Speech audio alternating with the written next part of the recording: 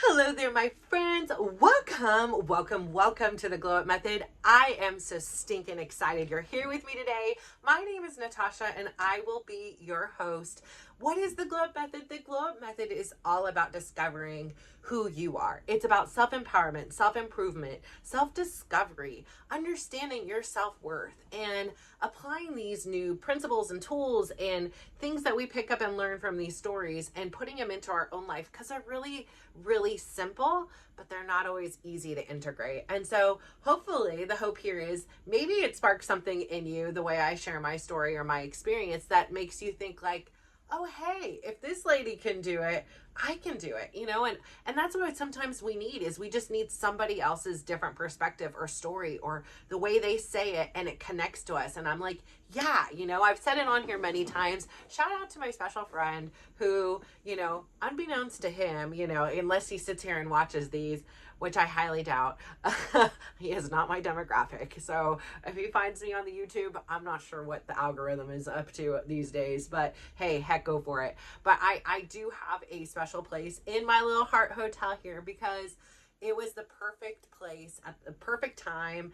And he told me I deserve to be happy, and I maybe was told that like other times in my life, but there was something about the way he said, the openness to my own receiving that advice, that I really believed it, and that really helped catapult this journey for me. Like I've said on here before, it was this combination of going on the mountain and then coming back down and having these wants and desires to change, and it's all these things corresponded at the same time.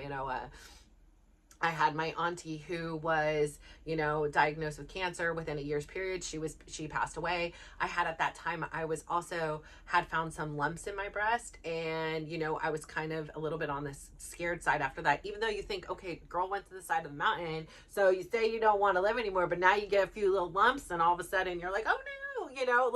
But for real, right? Like maybe I didn't want to do anything, but it just at that moment I felt so overwhelmed and defeated and just had no purpose in existence, and just taking care of everybody else and neglecting myself was just not it for me. I was like, listen, I cannot do this for the rest of my life, and if this is it, then I am done. I can't. I don't want to anymore, So yeah, maybe it was a little adult temper tantrum. I don't know what you want to call it, but it was definitely a rock bottom wake up call. And so within a short period, having the lumps, having been told I deserve to be happy, like all of these things, the stars, the moon, everything aligned, it just clicked, and it freaking clicked. And it was like, dude, I'm over here making this stuff way more complex than it needs to be. I'm thinking I need to, have this perfect diet plan and this perfect exercise routine, and I need to start it all right now and change everything overnight. Dude, I was so far off and wrong that once I just released all the expectations, released everything that I learned and had assumed and all this stuff, and just said, frick it, let's just try it. Let's see what works, what doesn't work. Like, I'm in desperation mode here. Like, whatever works is a benefit. Like, it hopefully, and if not, I could just go back to being plain old me over here taking care of everybody else, except for myself. And so, again, I just want to say, first off, this is my second time recording today, just so if I get confused 8 months from now when I'm looking at this, like, what the heck is going on? Today is a special day for me for a couple interesting reasons. So, I filmed this morning, because I was like, okay, I have, all these things going on today. I'm still in a little bit of pain. I'm just going to get the filming portion of it completed so I get that checked off my bucket list for the day. And I hit the end record, I look at my phone, and I get a text. And the text is from my dearest friend, one of my dearest high school friend, who in so many weird ways, we have very similar stories. We have, we're both oldest of the siblings. We both were really put into these roles where we were like surrogate parents to our younger siblings, whether it was by our parents choosing or our own or whatever. Nonetheless, we were still very like responsible, but yet we really had this wild and crazy side about us that was always wanting to have fun and make things light and not so freaking serious, right? So we were big old goofballs, class clowns. But we also had this very responsible side to us that had to hold stuff together. And so I think it made sense, now looking back and saying, this makes sense why we were, so goofy and childlike in some situations and immature even, because at home we were very mature. We were very responsible. We had no choice but to be. That was our survival mechanism. And so I say that to say her and I, we also, there's some resentment from our, younger siblings that, well, for me, one in particular, for her, she's got two younger siblings that like resented her for this motherly role, and mine for my motherly role that was nothing like by our own choosing. Like, we didn't want to be moms. We clearly wanted to be the fun, siblings, the fun, givers and receivers. We didn't want to, but the way our family dynamic played out, it was that so that we had to become responsible for other people at a very young age. And even times we had to become responsible for our own parents. And even her, like both of us have had in very different ways. My mom, as I said on here, had an attempted suicide, and her dad was shot. Like, her dad was a police officer for San Francisco, and he was literally shot in the line of duty. And so we were both, put in these positions where we were faced with the loss of a parent at a very young and influential age. I want to believe, if I remember the story correctly, it's been many years, but I want to believe she was in like kindergarten, and I want to believe that she was like called out of class and found out in a pretty traumatic way as well. Thank goodness both of our parents survived, but that leaves some kind of imprint on, a young child's thing. We were both notoriously had the youngest parents in, our grade level. Her parents are a little bit older, but not much older than mine. And, so I hang up the phone, and I know she's been struggling. She's reached out a couple times to tell me that her mom's like struggling. We need to get together. But I also know, like, in the thick of it, like, you're just in the thick of it. You're in like break fix mode. It's just like, you don't know, all this information is coming at you really rapidly. The people often talk to you like what the heck they're talking about. And when you're in a situation where somebody's about to go on hospice or palliative care, you don't know. Like, we didn't learn this crap in school. Nobody's teaching us this in college, how to deal with an aging parent or an ill parent or child or family member. No. So you're getting this thing, and these people are desensitized, and they're like, whatever, it's just another day in the ballpark for them, right? Like, I mean, they are sympathetic and compassionate. I'm not saying they're not, but like, I don't know what you're talking. I don't know what palliative care means. Can you explain it to me? Because right now I'm feeling a little bit triggered and frustrated because I'm watching my family member, in a real tough situation here. I don't know what's going to be the outcome. And you're throwing words like palliative care and hospice and all these things and go home and all. I don't know what you're talking about. And it's like, it's very overwhelming, right? So I hang up the phone with her, and the first thing I think to myself was like, I'll be damned. Like, I forgot what the freaking date was. Today is my grandma's birthday, so I wanted to really come on here again to say a special shout out to my grandma. Like, my grandma, maybe I said it in the earlier episode. I don't remember. I feel like today's been a crazy day. So now that I'm saying it, I feel like I did remember it. So I'm like, maybe I did. I don't know. Anyways, I'm pretty sure I did now, because when I'm saying her age is what it's reminding me. Today would have been my grandma's 98th birthday.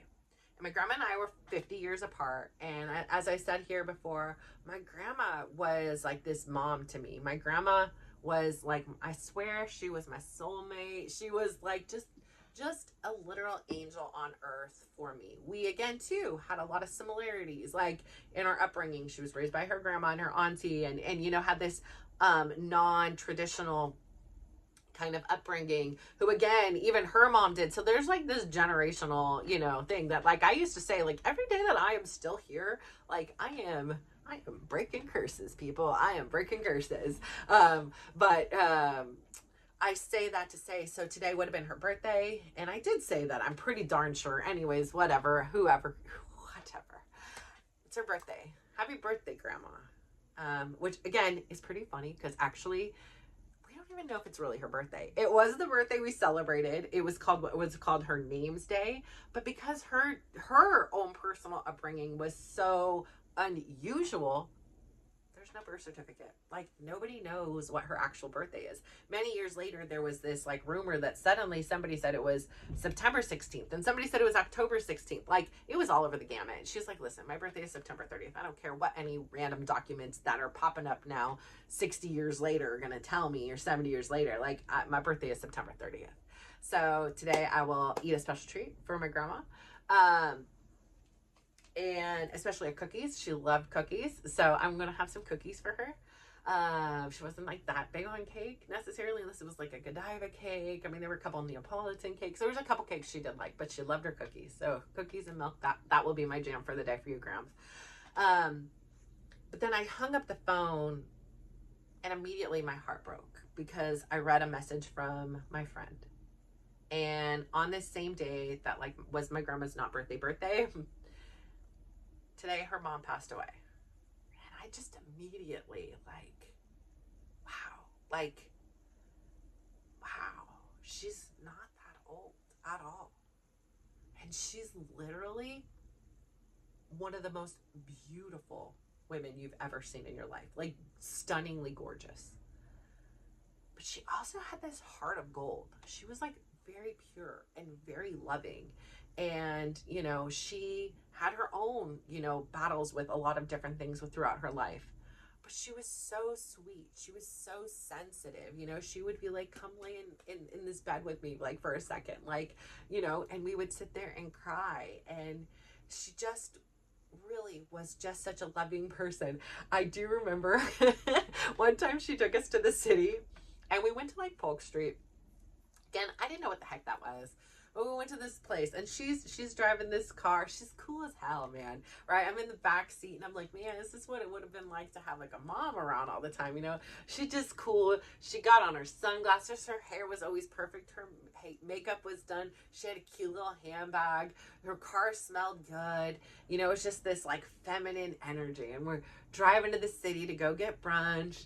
And we go park and she's like, yeah, I can make this work. And she's like literally like bumping the car in front of her in the back, like squeezing and making her way in. She's like, yep, that's good. And we get out of the car. I was like, oh, hell no, like that, like, wait, can you do that? Like that, I don't think that's right. And she just deeps. So she was just a diva, like walks in and like, you know, of course everybody knew her name and adored her. They were like, Linda, you know, when we got in there.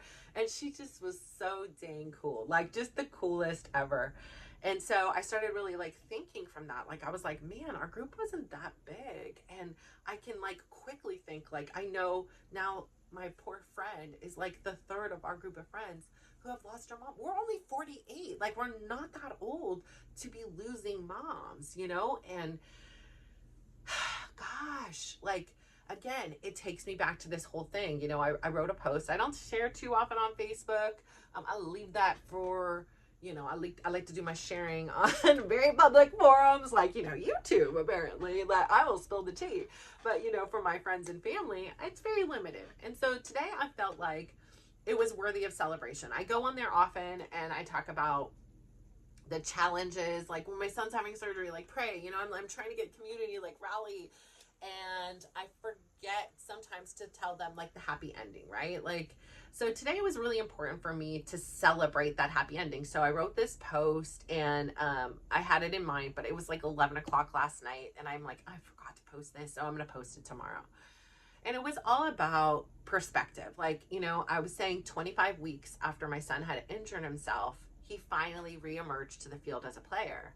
And I was wanting to share like how proud I was of his journey and that he did whatever he possibly could to be a part of the team, whether that be assistant coaching or IT support or giving physical therapy to the players and everything in between. And I was really proud of that journey.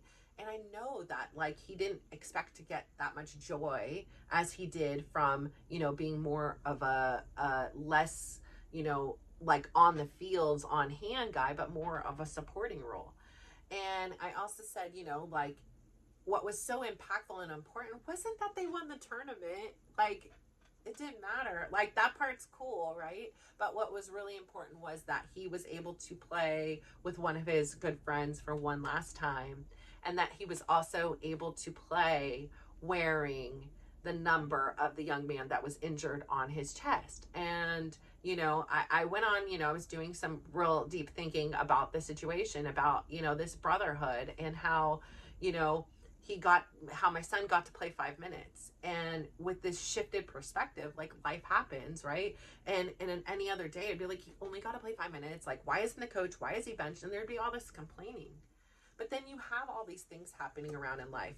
The young man going to Brazil, he's unsure if he'll even get the opportunity to play for 2 more years, just because the way the soccer system is there isn't as, you know, socialized as it is here, where, you know, it's like a business where, you know, there's these things. It's not like that there. And there isn't as many opportunities. It's either the academies with the best of the best that have been, you know, grown up playing it, or there's not a whole lot. And so he's very realistic in that he may not be on a team anymore. And that's a hard loss, right? Like, that's a hard thing for somebody who really loves this game and, you know, had saw a future in playing in a collegiate soccer. And then there's also, again, the reminder of the friend who can't play at all right now. And so, yeah, we can say, I only got to play 5 minutes for one game. Really? You are lucky. Like, that, in any sense, like, of the word, that is lucky. It is something that we have taken for granted for so long, or wasn't good enough. Like, he only got to play 5 minutes. Can you believe that? Like, I don't know why. Did the coach forget about, like, what was going on there? Like, there would be complaints in other situations if nothing had ever happened. It would have been like a disappointment, disapproval. And instead of feeling this gratitude that, like, that was great, and honestly knowing that there are people out there in this world that would do anything to trade for those 5 minutes. So why not value them? Why not treasure and treat them like they are the best 5 minutes of your life in that moment? Because they are.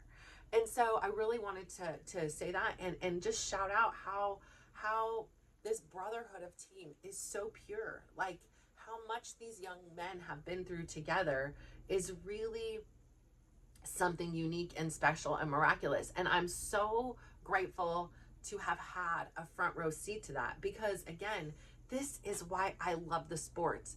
It's not about the game or the morning wake up calls, or, you know, yeah, all that stuff is cool, right? Somebody gets a goal, somebody stops a goal, you know, all that stuff is cool, right? Like, it goes with the territory.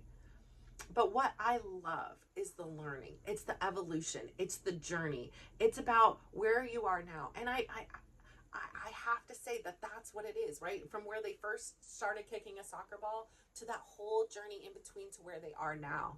It's all of those moments. It's all of those decisions. And, you know, there are some lessons you simply just cannot teach. You must experience on your own. And so while I sit here and say that, like, it is about perspective. Anything can happen to us in our life, in our days, and we can choose the way we look at it. And I know sometimes it's really difficult, right? Like, somebody does something to us, something happens to us, and it's really hard to contain and keep a perspective that is open-minded on occasion, right? Like, sometimes we're just like, why? You know, like, and all of that's valid, like, totally valid. But when we shift our perspective, when we change the way we look at certain circumstances, it allows this whole new experience, this fresh set of eyes that brings you peace and joy where once would have brought you strife and anger and sadness and sorrow. And that's what it's about, right? And if I can look at the field like that, then it teaches the people around there that are like, wait a minute, you know, I'm complaining that my kid's playing 30 minutes. I forgot your kid's only playing. Like, it really sends out this ripple that makes you question, like, oh shoot, yeah, I mean, I didn't think about it that way. And I don't think people go out there to think like, let's just really, like, be negative, or let's just really, you know, complain or anything like that. I think it's just what they know. I think that's the default setting that's programmed in, and it takes somebody to say something different, and just that perfect timing, right? Like that when that star, that moon, the tides, everything align, it then has this gift of being able to show us that perhaps there's a different way of looking at things. And if there's a different way of looking at things in regards to a soccer game for teenage boys that is for a medal or a trophy that's going to go sit in an office, that really is such a minute part of the experience, then perhaps, just perhaps, some of the things that are happening in my life that I'm looking at with this one kind of fixed mindset, there's an opportunity for growth. There's an opportunity to broaden my horizon and the possibilities of what are possible. I tell you this all the time. You know, when you're standing in the mirror at 300 pounds, it's not easy. First off, you can't even look at yourself. It's like, for me personally, it was like, how did I do this? There was like guilt. There was disbelief. Like, is this really me? Because when I feel like on the inside, it doesn't look like that on the outside. There's a sorrow. Like, how did this happen? Like, why, how? Like, I don't understand. Like, it's a disbelief. It's also an anger. Like, you did this to yourself. Why did you do this? Like, you know, you didn't have to eat all those Oreos, or if you did, you could have got up and, you know, like there's meanness to yourself. There's all those things that people said, you know, running in your head like a movie, like a soundtrack. Natasha, the overweight lover, Natasha C. Oh, you have a pretty face if you would only lose weight. And they're just spinning and circling in there. And you can't look. You want to look away. You don't know what to do. Like, this is now all you know. You know how hard it is to get off a sofa. You know how hard it is to get in or out of a vehicle. You know how hard it is to put on clothes in a dressing room. You know how hard it is to find something that actually fits. You know how hard it is to walk through a grocery store and see people staring at you and analyzing what you're putting in your shopping cart. You know how hard it is to squeeze into a booth in a restaurant. You know how hard it is to feel that questioning of, will this airplane seatbelt fit me? Or am I going to need the extender? You know how it feels to feel like I'm going to be a kid again and I'm going to hop on that roller coaster with my kids because, you know what, I'm a cool mom and cool moms have fun too. To only not fit and then feel that embarrassment as they wait and they're trying to squish your fat into the seat, and you're scared because, number one, you're like, if you're needing to squeeze my fat into this seat, this is not safe and I should get out. But I'm so embarrassed that everybody that has been staring at me for the last 5 minutes as we've tried to readjust me into this seat in order to lift this roll and tuck that roll and do this way and pinch this and pinch that in order to allow me to fit. I should have not have been on that thing. And I was so damn scared the whole time. Not only was I scared, but I literally was impaled by this damn thing, you know, pinching off the thing, humongous bruises afterwards because I was too embarrassed that the world would see what they already saw. And so I knew going into that journey everything that had led up to that moment. And I didn't have necessarily the confidence in myself that I would stick with it because up to that point, I never had. I had stuck with it until I stopped. And so, you know, that is a reminder that stopping for me is a possibility. When people say, you know, what do you do? Like, why are you doing this every day? Because I have to. For me, for my personality, I have to. I know I have got from my personal challenge to myself to go to Saudi Arabia and actually not care about the steps, because I've said that in other places, but I've always got the steps. They never went away. But I didn't even look when I was in Saudi Arabia. And it was really, really such a telling experience because it allowed me to know I could go back. Because up until that point, I had never stopped and then restarted.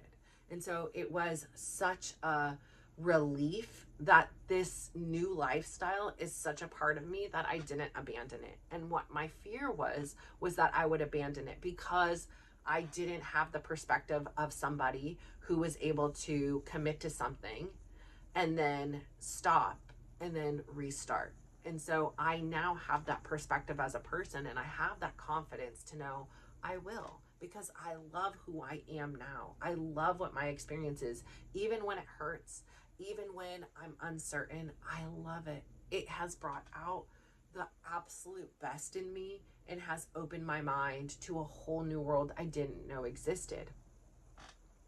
And so, when I stood in that mirror, and when I stood there and took those photos and made this commitment to myself, I had no idea how magnificent this journey would be. I had no idea it was going to wind me up sitting here right now in this moment with you. But what I know now from my perspective, from my lens that I have today, is that every single moment, every single choice, every single decision has exactly led me here to where I'm supposed to be. And there are no mistakes when it comes to that. Everything I have learned, everything I have endured has taught me something new. It has not always been the most pleasurable of experience, but that lesson nonetheless was meant to be learned to make me the strong person I am today, to make myself the person who has the open mind to learn and who has the courage to share, so that other people can have their own glow up journey, to have their own experience where they're like, I get it now, right? Because sometimes we hear things and we're like, I simply don't get it. I don't know what you're talking about. Like, this is too much for me. I don't know what you're saying, but I'll sit here and get down with it once I figure it out. And so sometimes it just takes you to start. So like that day, I just started. And that was the key. It was really about starting.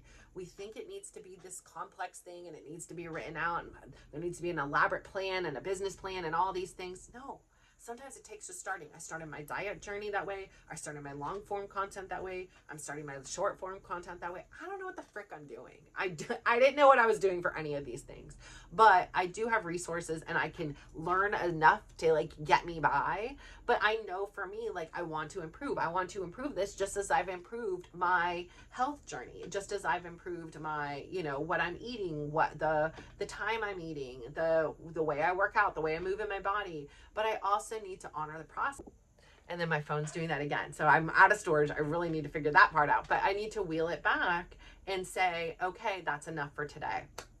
So I say all this to say, I'm really proud of you. I'm really proud of myself even, because I know that I can do things that seem hard, really. And a lot of times it's me that's getting in the way, that they can be simple and just the key here. Like, even when I watch these in review, I can see my transformation from the inside out. I can see like the beaming. I can see the joy. I can see the confidence.